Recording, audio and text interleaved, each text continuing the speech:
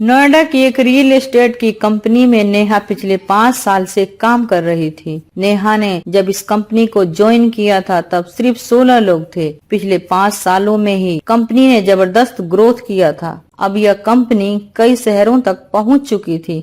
नोएडा वाले ऑफिस में ही 70 लोग से ज्यादा थे, जिसमें नेहा काम करती थी। इस कंपनी का मालिक राकेश था। नेहा की सैलरी ठीक ठाक थी, मेहनत खूब करती, लेकिन पिछले 5 साल में उसका सिर्फ एक ही बार प्रमोशन हुआ था। जूली ने इस कंपनी को पिछले ही साल ज्वाइन किया था और इस वक्त तक उसे 2 बार प्रमोशन मिल चुकी थी। जूली की इस तरक्की के पीछे उसके टैलेंट से ज्यादा उसकी खूबसूरती एक बड़ी वजह थी, ऐसा ऑफिस के पुराने एम्प्लॉयज को लगता था। इस कंपनी के बॉस राकेश से बढ़ती जूली की नजदीकियों पर सबकी निगाहें थी। इस बात को लेकर नेहा ही नहीं, ऑफिस के ज्यादातर लोग जूली से चिढ़ते थे। नेहा को उम्मीद थी कि इस दिवाली उसे प्रमोशन मिलेगी, लेकिन दिवाली पर जूली को फिर से प्रमोशन मिली। जूली को बेवजह की इस तीसरी प्रमोशन से नेहा को बहुत धक्का लगा। उसने मन बना लिया कि अब वह इस कंपनी में ज्यादा दिनों तक नहीं रुक पाएगी। नेहा ने दूसरी जगह अप्लाई किया और उसके वर्क एक्सपीरियंस की वजह से उसे नोएडा में अच्छी जॉब के ऑफर मिलने लगे। नेहा नए जॉब की तैयारी कर चुकी थी। नई कंपनी में ज्वाइनिंग से पहले उसे इस कंपनी से रिजाइन देना था, लेकिन वह निर्णय नहीं ले पा रही थी और इसी उधेड़ बुन में 1 महीना बीत गया। एक दिन वह पूरा मन बनाकर घर से निकली कि आज वह बॉस को रिजाइन देकर ही घर लौटेगी। वह ऑफिस समय पर पहुंच गई। नोएडा वाले ऑफिस में अकाउंटेंट के तौर पर काम करने वाला विक्रम नेहा का सबसे अच्छा दोस्त था, जिससे नेहा दिल की बात कर लेती थी। लेकिन वह कंपनी छोड़कर जा रही है, ये बात नेहा ने विक्रम को भी नहीं बताई थी।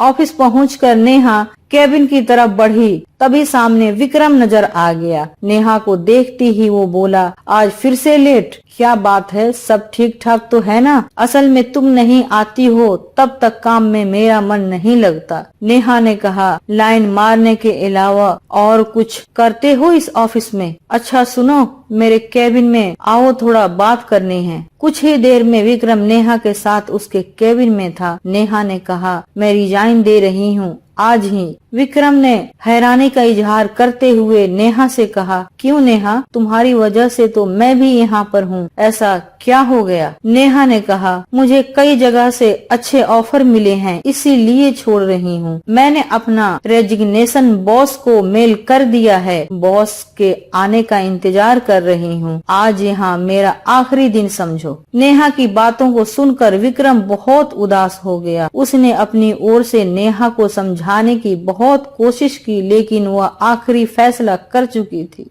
नेहा के कंपनी छोड़कर जाने की बात पूरे ऑफिस में आग की तरह फैल गई। ऑफिस के पुराने लोगों में ऐसा कोई नहीं था जो नेहा को छोड़कर जाने की बात से दुखी न हुआ हो। 5 साल की जॉब के दौरान नेहा का सभी से अच्छा बर्ताव रहा। वो पर्सनली सभी को जानती थी और जरूरत के हिसाब से कई लोगों की मदद भी करती थी। ऑफिस के कई दोस्त तो ऐसे थे जिनसे नेहा का घरेलू रिश्ता बन गया था। ऑफिस के बाहर मिलना, पार्टी करना, वीकेंड पर साथ घूमने जाना, यह आम बात हो गई थी। नेहा का एक ग्रुप बन गया था जिसके बीच रहकर वह खुद को तरोताजा महसूस करती थी। पटना से दूर नोएडा में तो अब यही उसका परिवार था। नेहा का बॉस ऑफिस में आ चुका था। उसके साथ कंपनी की नई मैनेजर जूली भी थी। पिछले कुछ महीनों से दोनों एक ही कार में ऑफिस पहुंचते थे। बॉस ने नेहा को केबिन में बुलाया और उससे पूछा,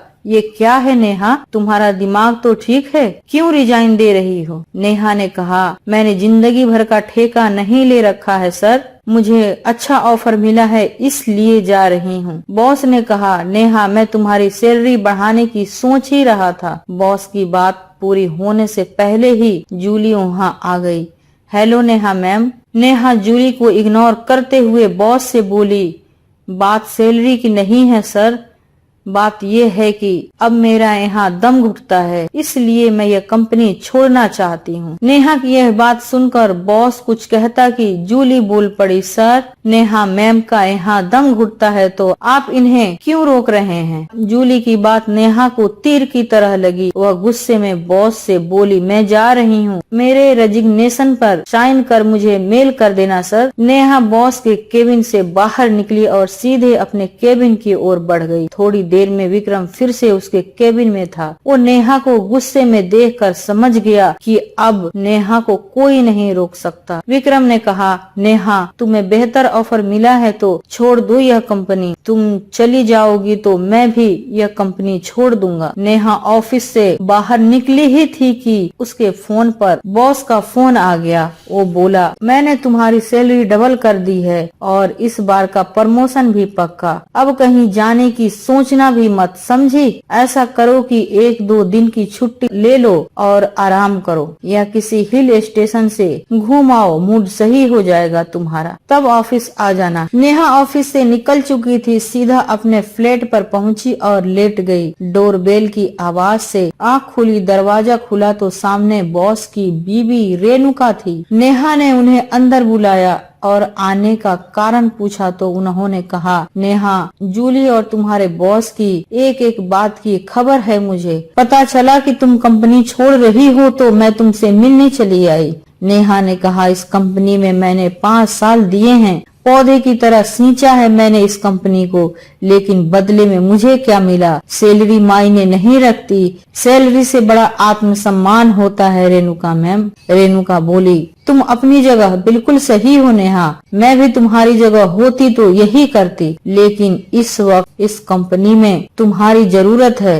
तुम छोड़कर मत जाओ। नेहा को लगा कि बॉस ने अपनी बीवी को नेहा को मनाने के लिए भेजा है। नेहा बोली, मैं तय कर चुकी हूँ रेणुका मैम, मैंने दूसरी जगह फाइनल बात कर ली है, नई कंपनी है, मंडे को ज्वाइन करूंगी। रेणुका बोली, तुम आजाद हो नेहा, ऐसा मत समझना कि तुम्हारे बॉस ने मुझे यहाँ भेजा है। दरअसल यह कंपनी मेरे पापा ने शुरू की थी और तुम्हारे बॉस राकेश इस कंपनी में नौकरी करते थे। कम समय में ही राकेश मेरे पापा का भरोसा जीतने में कामयाब हो गया। मैं उस वक्त कॉलेज में थी। राकेश की ईमानदारी और उसकी काबिलियत को देखते हुए मेरे पापा ने मेरी शादी उससे करने की ऐसी जिद पकड़ ली कि मुझे पापा की जिद के आगे झुकना पड़ा। मैं अपने पेरेंट्स की एकलौती बेटी थी।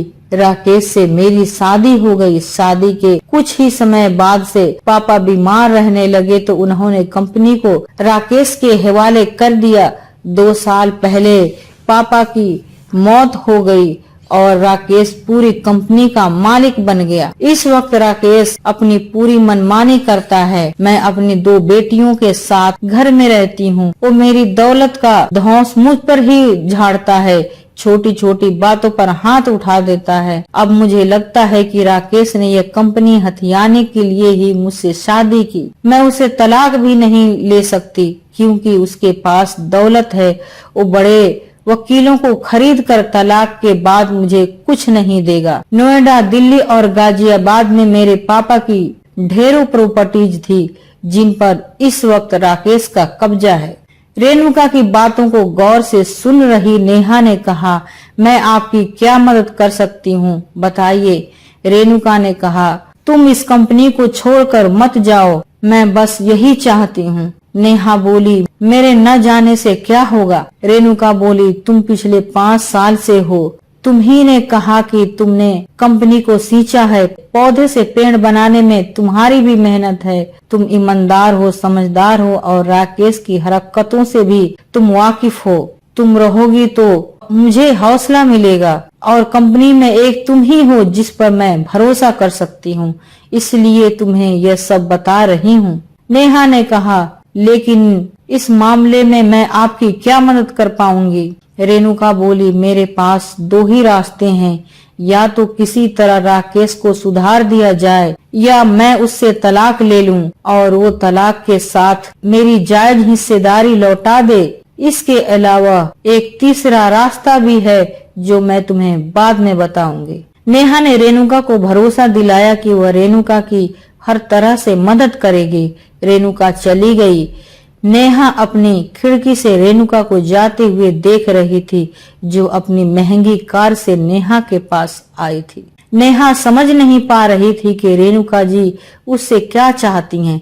रेणुका जी से अपने बॉस राकेश के बारे में जानकर उसे हैरत हुई। उसका बॉस राकेश इतना गिरा हुआ भी हो सकता है, यह नेहा ने सोचा ही नहीं था।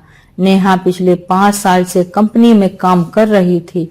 इस बीच उसके बॉस राकेश के साथ वह ऑफिस के काम से कई जगह गई, लेकिन राकेश ने कभी भी नेहा को बुरी नजर से नहीं देखा। कंपनी में उसे सुरक्षा और सम्मान दोनों हासिल हो रहा था, इसलिए वह अब तक कंपनी में थी। लेकिन जूली के आने के बाद से बॉस काफी बदल गए और बॉस का यह बदलाव नेहा को बर्दाश्त नहीं होता था। अगले दिन शनिवार था और नेहा को काम पर जाना नहीं था, इसलिए वो सुबह देर तक बिस्तर पर लेटी रही।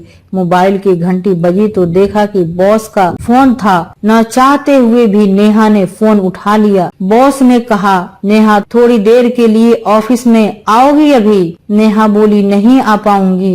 वैसे इतना क्या जरूरी है सर? बॉस बोला, सोमवार को लखनऊ में बड़ा बिजनेस इवेंट होने वाला है, इसके लिए हमें आज ही लखनऊ के लिए निकलना होगा। नेहा ने कहा, जूली मैम भी हैं, वो तो मुझसे भी बेहतर काम कर सकती हैं। आप जूली मैम को लेकर लखनऊ के लिए निकल जाइए। मैं कुछ दिनों के लिए अपने भैया के पास पटना जाने की सोच रही हूँ। बहुत दिन हो गए हैं घर गए। बॉस बोला, जूली, तुम और मैं, हम 3 लोग लखनऊ जा रहे हैं। नेहा बोली, आपको पता है कि मैं जूली मैम के साथ कहीं नहीं जा सकती। आप और जूली मैम निकल जाइए। यह कहकर नेहा ने गुस्से में फोन काट दिया और विक्रम को फोन लगाकर उसे सारी बात बता दी। विक्रम का फोन कटने के बाद नेहा मार्केट के लिए निकल ही रही थी कि उसके मोबाइल पर बॉस की बीवी रेणुका जी का कॉल आ गया। वो बोली, नेहा, उस दिन तुमने कहा था ना कि तुम हर तरह से मेरी मदद कर सकती हो, तो समझो कि तुम्हारी मदद करने का वक्त आ गया है। नेहा बोली, मैं समझी नहीं। रेणुका जी बोली, तुम बॉस के साथ लखनऊ निकल जाओ। यह बात तो पक्की है कि वहाँ राकेश और जूली होटल में एक ही कमरे में रुकेंगे। तुम आज ही मार्केट जाकर कुछ जासूसी कैमरे खरीद लो और किसी भी तरह बॉस और जूली के नजदीकियों की वीडियो बना लो। अगर तुमने यह काम कर दिया तो समझो कि मेरी सारी मुश्किलें आसान हो जाएंगी। राकेश से तलाक के लिए मेरे हाथ तगड़ा सबूत लग जाएगा और वो कुछ नहीं कर पाएगा।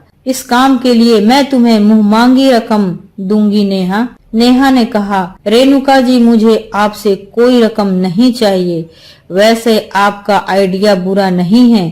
ठीक है, मैं लखनऊ जा रही हूँ और कोशिश करूंगी कि आपका काम हो जाए। अभी मार्केट के लिए निकल ही रही थी कि आपका कॉल आ गया और आपने जासूसी कैमरे की याद दिला दी। मैं अभी जाकर खरीद लाती हूँ। दोपहर तक नेहा मार्केट से वापस आई तो उसने देखा कि उसके फोन पर शाम के फ्लाइट की टिकट आ गई है। उसने झट अपने बॉस को फोन लगा दिया और बोली, ठीक है सर, आप जिद कर रहे हैं तो मैं लखनऊ जाने के लिए तैयार हूँ। देर रात तक नेहा अपने बॉस के साथ लखनऊ के 5 स्टार होटल पहुंच चुकी थी। होटल के 2 रूम बॉस ने पहले ही बुक करवा रखे थे। नेहा समझ गई कि बॉस ने अपने और जूली के लिए एक रूम लिया है और दूसरा रूम नेहा के लिए है।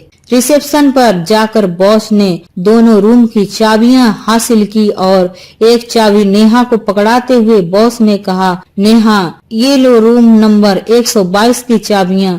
सोमवार को होने वाली बिजनेस समिट की वजह से नजदीक के सारे होटल फुल हैं। मैंने पूरी कोशिश की थी कि 3 रूम मिल जाए, लेकिन इस होटल में 2 ही रूम बुक हो पाए हैं। नेहा तो पहले से ही इस बात को जानती थी कि उसका बॉस जानबूझकर 2 रूम बुक करेगा ताकि वो जूली के साथ रह सके। तभी बॉस ने कहा, मैं जानता हूँ नेहा कि तुम्हारी जूली से पटती नहीं, लेकिन क्या करें, मजबूरी है। तुम और जूली एक कमरे में शिफ्ट हो जाओ और मैं रूम नंबर 135 में ठहरा हूँ। बॉस की यह बात सुनकर नेहा चौंक गई। उसे तो ऐसी उम्मीद भी नहीं थी। नेहा को तो सारा प्लान चौपट होता नजर आया। वो तो रास्ते भर सीक्रेट कैमरे को बॉस के रूम में फिट करने की योजना बनाते हुए आई थी। 1 साल से जो लड़की बॉस के इर्द गिर्द मंडराती फिरती थी, बॉस ने उसे मेरे रूम में भेज दिया। शायद बॉस ने नेहा की वजह से ऐसा किया होगा। यह सोचकर नेहा जूली के साथ रूम नंबर 122 में आ गई और सारी रात नेहा ने सोने का नाटक कर जूली पर नजर रखी, लेकिन जूली तो घोड़े बेचकर रात भर मजे में सोई। सुबह हुई तो बॉस के साथ नेहा और जूली निकल पड़े। शाम को तीनों ने एक महंगे रेस्टोरेंट में खाना खाया और रात को होटल पहुंच गए। इस रात भी वही हुआ। जूली आराम से सोती रही और नेहा रात भर उसकी पहरेदारी करती रही। अगले दिन का भी वही रूटीन था। सुबह से शाम हो गई। बिजनेस समिट में पूरे दिन तीनों बिजी रहे और शाम को होटल पहुंच गए। इन 2 दिनों में जूली को लेकर नेहा का नजरिया पूरी तरह बदल चुका था। दोनों के बीच गलतफहमियां खत्म हो चुकी थी और दोनों अब अच्छी सहेलियां बन चुकी थी। रात की फ्लाइट थी, इसीलिए जूली और नेहा अपने कमरे में अपना अपना सामान पैक करने में लगे थे। तभी बॉस कमरे में आया और बोला, अभी फ्लाइट में 4 घंटे बाकी हैं, बैठो जरा, तुमसे कुछ जरूरी बात करनी है। नेहा अपना सामान पैक कर चुकी थी। वो कुर्सी सरकाकर आराम से बॉस के नजदीक बैठ गई। बॉस ने कहा, जूली मेरी छोटी बहन की तरह है, लेकिन तुम्हारी तरह ऑफिस के बाकी लोगों की नजर में यह मेरी गर्लफ्रेंड है। बॉस के मुंह से यह बात सुनकर नेहा हैरान थी, लेकिन बगल में बैठी जूली भी मुस्कुरा रही थी। बॉस ने आगे कहा, मेरी बीवी रेणुका का एक आदमी के साथ अफेयर है। इतना सुनते ही नेहा से रहा न गया। वो बोली, सर आप अपने कारनामे छुपाने के लिए रेणुका जी पर इल्जाम लगा रहे हैं। मैं रेणुका जी को खूब अच्छी तरह जानती हूँ। यह कंपनी रेणुका जी के पापा की ही थी, जिसे आपने हथिया लिया और आपकी वजह से रेणुका जी इस वक्त बहुत कुछ झेलने को मजबूर हैं। मैं उन्हीं के वजह से लखनऊ आने को तैयार हुई। ताकि नेहा की बात को बीच में काटते हुए बॉस ने कहा, यह कंपनी रेणुका की ही है। मैं तो इस कंपनी में मामूली मुलाजिम था, लेकिन मेरी काबिलियत की वजह से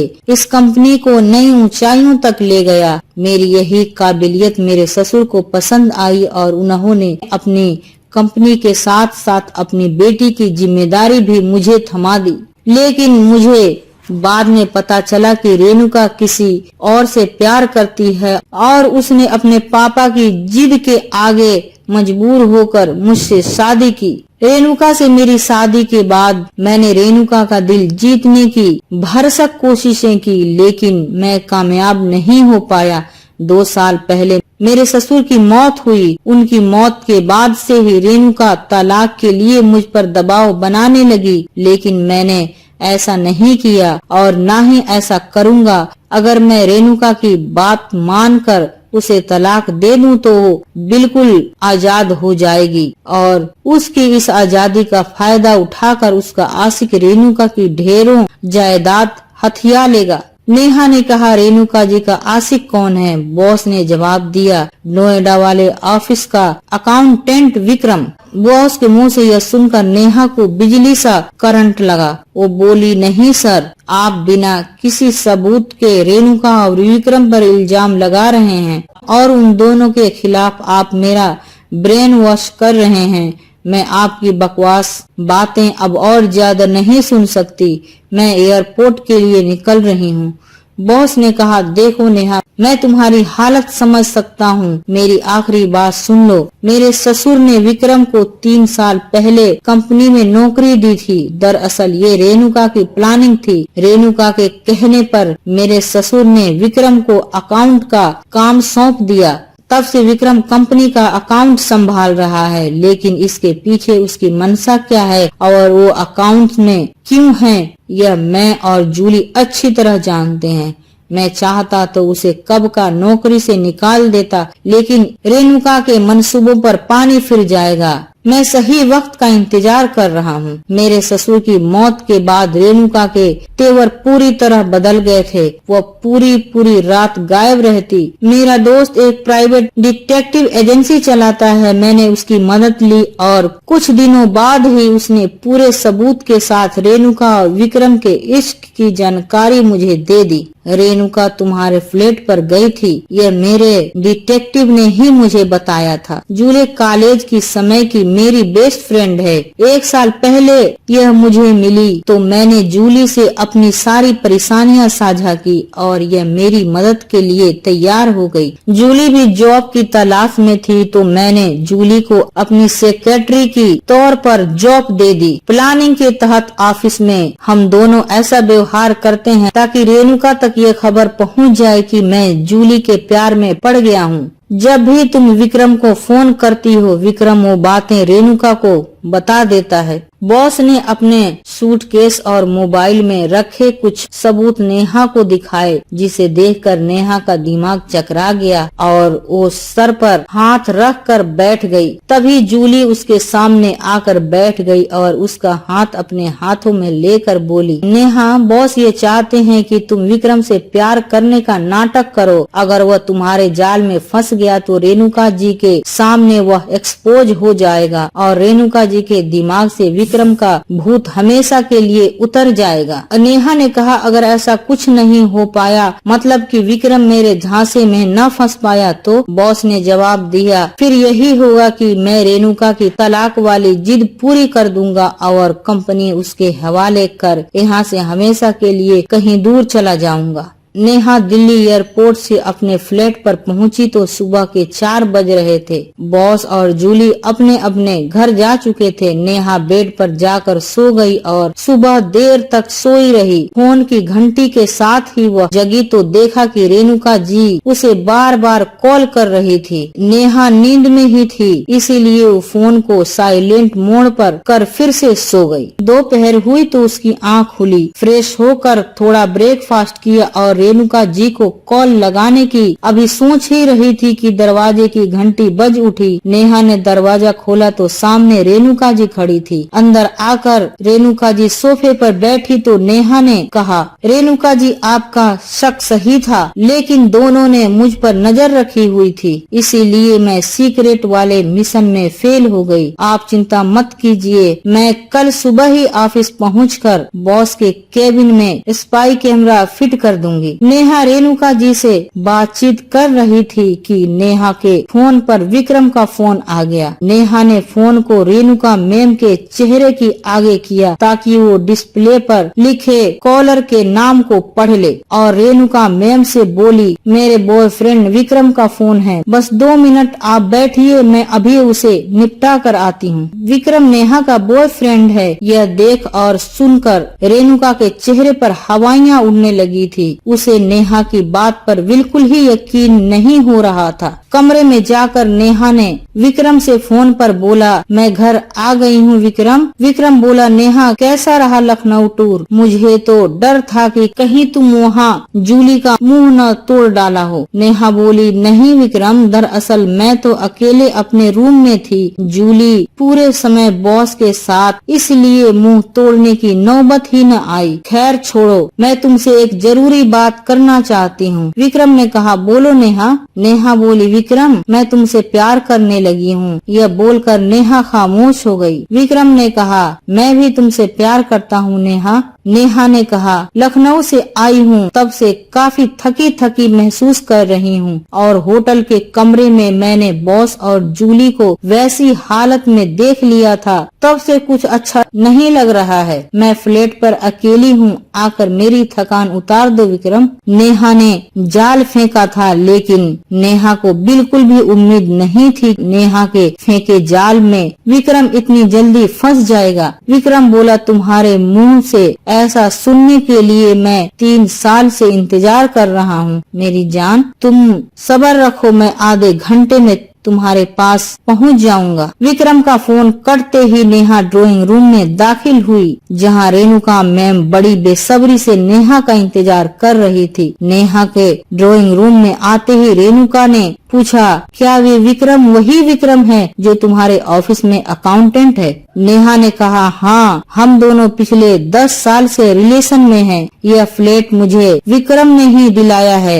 बोलता है कि जल्द वो कंपनी का बॉस बन जाएगा, लेकिन मुझे उसकी बातों पर यकीन नहीं होता। यह सुनकर रेणुका जी अपना आपा खो बैठी। तुम झूठ बोल रही हो नेहा। नेहा ने कहा, आप यहीं रहकर इंतजार कीजिए, बस आधे घंटे में विक्रम मेरे फ्लैट पर पहुंचने वाला है। आप सामने वाली स्टडी रूम में छुपकर सब कुछ अपनी आंखों से देख लीजिएगा। उससे पहले आप अपनी गाड़ी को सामने से हटा दीजिए ताकि विक्रम आए तो उसकी नजर आपकी गाड़ी पर न पड़ सके। रेणुका अपनी गाड़ी हटाने नीचे गई हुई थी। इसी बीच नेहा ने अपने बॉस राकेश को फोन लगाकर उन्हें जल्दी जल्दी सारी बातें बता दी। रेणुका जी एक बार फिर नेहा के फ्लैट पर थी और नेहा के कहने पर स्टडी रूम में जाकर छिप गई थी। विक्रम आधे घंटे से पहले ही नेहा के फ्लैट पर पहुंच गया। आते ही उसने नेहा को बाहों में भरना चाहा तो नेहा ने उसे रोक दिया और बोली, पहले तुम ये बताओ कि तुम मुझसे कितना प्यार करते हो। विक्रम बोला, नेहा,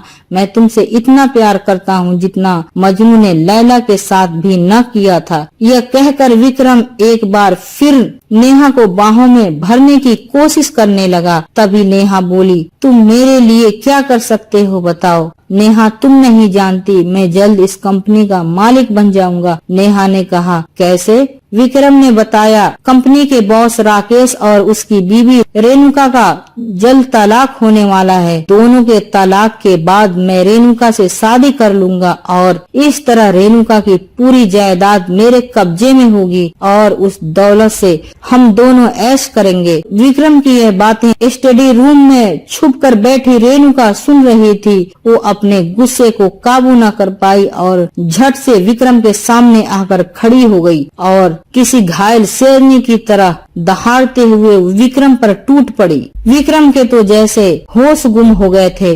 वो कुछ बोलने की स्थिति में नहीं रह गया था और रेणुका जी को इस तरह अचानक उस पर हमला कर देना, वो दरवाजे के पास जाकर गिर गया था। वह झट से मुड़ा और वहाँ से भाग खड़ा हुआ। रेणुका जी माथा पकड़कर सोफे पर गिर गई और जोर जोर से रोने लगी। उन्हें संभालते हुए नेहा ने कहा, विक्रम 3 साल से मुझ पर लाइन जरूर मारता है, लेकिन वह मेरा बॉयफ्रेंड नहीं है। वो तो आपकी आंखें खोलने के लिए आज ही मैंने उससे फोन पर प्यार का नाटक किया है और वो 2 मिनट में फिसल गया। और लखनऊ के बारे में जो मैंने आपको बताया वो सब झूठ था। जूली होटल में मेरे साथ थी। जूली और आपके हस्बैंड के बीच में कुछ भी वैसा नहीं है। आपको सही रास्ते पे लाने के लिए वो दोनों ये नाटक कर रहे थे। तभी दरवाजे की घंटी बजी। नेहा के फ्लैट पर उसका बॉस राकेश भी पहुंच चुका था। रेणुका को अपनी गलती का एहसास हो चुका था। वो अपनी पति राकेश को पकड़कर जोर जोर से रोने लगी। राकेश ने अपनी बीवी रेणुका की सारी गलतियों को माफ कर दी और उसे गले से लगाकर बोला, सुबह का भूला अगर शाम तक घर आ जाए तो उसे भूला नहीं कहते। कहानी से सीख। वक्त रहते रेणुका की आंखें खुल गई, वरना वो इश्क के चक्कर में अपना सब कुछ गंवा बैठती। कई बार इंसान गलतियां करता चला जाता है, लेकिन जब उसे अपनी गलतियों का एहसास होता है तब तक बहुत देर हो चुकी होती है। आपको यह वीडियो कैसा लगा कमेंट बॉक्स में जरूर बताएं। मेरे इस चैनल को सब्सक्राइब जरूर करें, क्योंकि मैं आपके लिए लाती हूँ सबसे ओरिजिनल कहानियाँ। शुक्रिया आप